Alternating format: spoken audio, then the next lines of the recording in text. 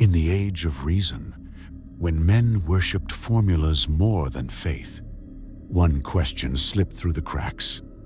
What if life is only a mechanism, and death is just a broken gear? This is not a legend from monks or madmen. It began on a workbench, with copper, with chemicals, with hands steady enough to dissect a soul. Viktor Frankenstein, not a sorcerer, not a prophet, a scientist who made a mistake so perfect it learned to breathe.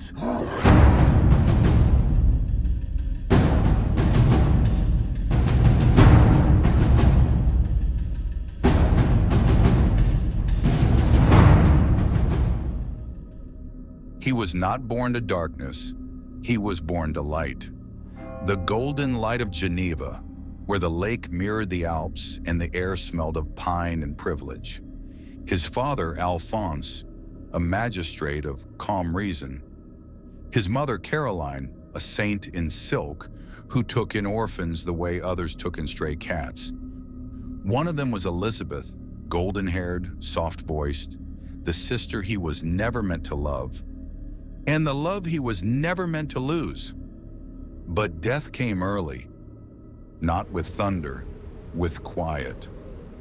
Caroline caught scarlet fever from Elizabeth. She lingered, she faded.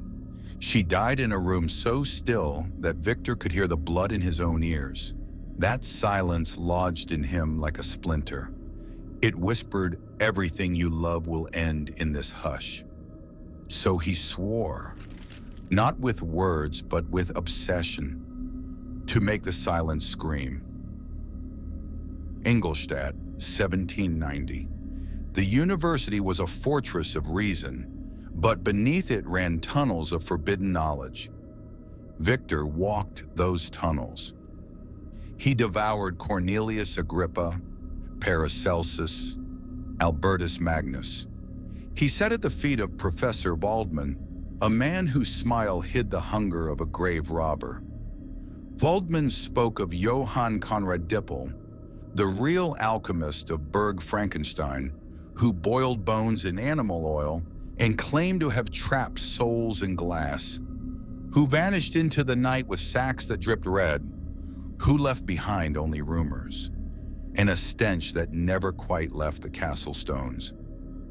Viktor did not laugh. He listened, and in the quiet of his attic room above the Danube, he began to build. The city slept. The river murmured.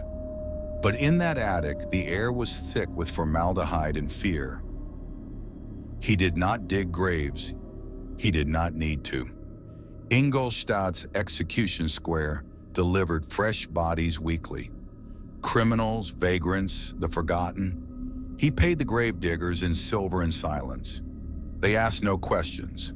Piece by piece, he assembled his silent orchestra. Muscles from a hanged thief, bones from a drowned sailor. Skin stretched taut and yellowed by chemicals, glistening like wet parchment. Eyes, watery clouded, staring from the bottom of a forgotten well. 8 feet tall, because larger limbs were easier to sew.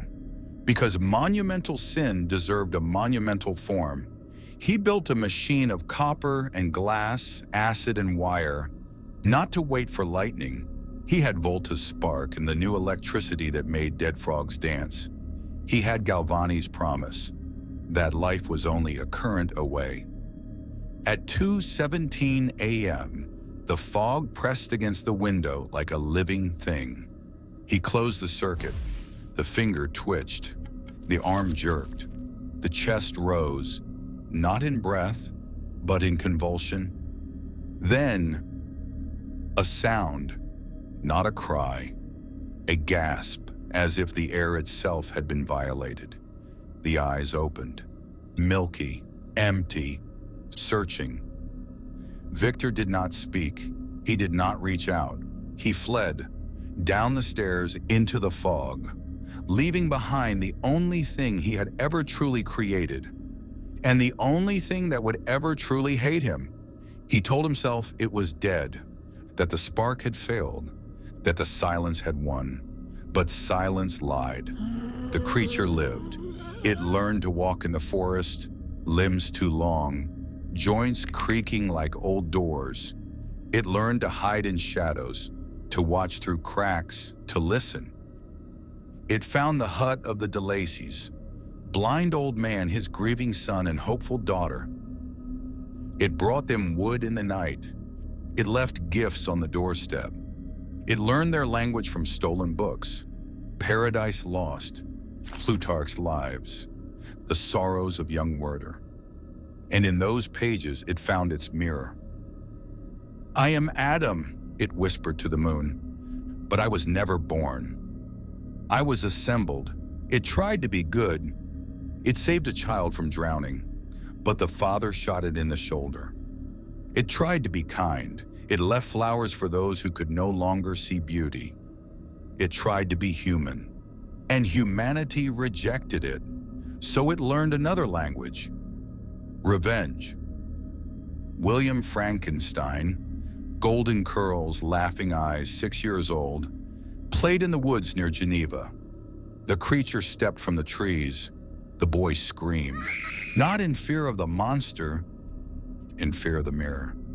The creature did not mean to kill, but the scream was too loud, the silence after too complete. It took the locket from the boy's neck. It left it in the pocket of Justine Moritz, the maid who had once braided Elizabeth's hair. Justine was hanged at dawn. The crowd wept. Victor watched from the shadows, hands trembling, mouth dry. First blood. Mont Blanc. Ice that burned. Wind that cut like glass. Victor climbed to escape the silence in his head. But the creature was waiting. It stepped from a crevasse, frost on its yellow skin, breath steaming like a dragon's. Its voice was gravel and grief. "You made me. You abandoned me. You taught me pain. Now teach me companionship, or I will teach you loss." It demanded a bride, a mate, a mirror of its own loneliness. Victor agreed. Not from mercy, from terror. The Orkney Islands, a hut on a cliff, waves that gnawed at the rocks like hungry dogs. He worked by whale oil lamp. He stitched. He infused. He prayed, not to God, but to science. The female took shape, smaller, softer, but the eyes were wrong. One night, the moon bled red through the clouds. Victor looked at the half-finished bride. He saw children. He saw empires of the unloved. He saw humanity drowned in its own reflection. He tore her apart, limb from limb, flesh into the sea. The waves swallowed her like a secret. The creature stood in the doorway. It did not roar, it did not strike, it watched. And in its silence, Victor heard his own heartbeat stop. The wedding, Elizabeth in white, Victor in black. A moment of stolen joy. He left her alone in the bridal chamber. Just to check the locks, he said. When he returned, the window was open. The curtains fluttered like ghosts. Elizabeth lay on the bed, neck twisted, eyes wide. Seeing the silence she would never escape. On the wall in blood. Your turn. The chase. Through black forests where wolves fear to tread, across frozen rivers that crack like gunshots, into the white void of the Arctic. Victor's sledge dogs died one by one. His fingers blackened with frost. His voice became a rasp. He found Captain Walton's ship trapped in ice. He told his story in fevered whispers. Walton wrote it down, letter by letter, to his sister in England. On the final night, beneath the aurora, the creature appeared on the ice. It was thinner. Its skin hung like old parchment. Its eyes burned with tears that would not freeze. "You think I am the monster," it said, "but I am only the echo of your fear. You gave me life. You gave me pain. Now I give you silence." Viktor died at dawn, his last breath a sigh, his last word, Elizabeth. The creature built a pyre of ship's timber and whale oil. It climbed atop it.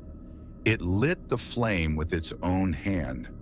The fire roared, the ice cracked. The ship groaned, and when the smoke cleared, nothing remained, not even ash. Mary Shelley wrote the book in 1816. Published in 1818, she was 19. She never saw a castle. She never saw a storm. She only saw a man who tried to outrun silence and lost.